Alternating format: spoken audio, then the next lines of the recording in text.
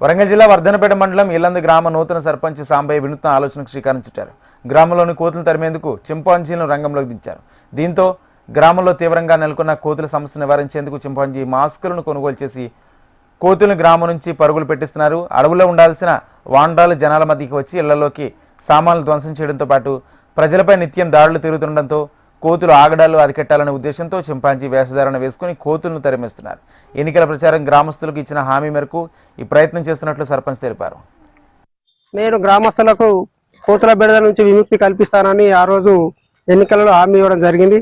హామీ మేరకు ఈరోజు ఆన్లైన్ ద్వారా 2 చింపాంజీ డ్రెస్సులను కొనుగోలు చేయడం జరిగింది.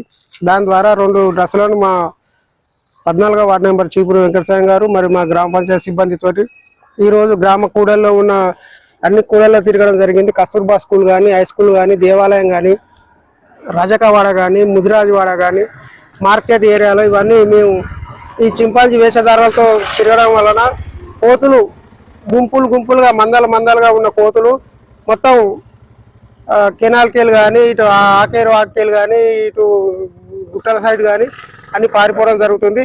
ఇదే విధంగా కొనసాగిస్తే కంటిన్యూషన్గా ఒక 2-3 నెలల్లో కోతుల బెడద నుంచి ఈ గ్రామాన్ని విముక్తి చేయడం జరుగుతుంది అనే ఆశాభావాన్ని వ్యక్తం చేస్తున్నాను.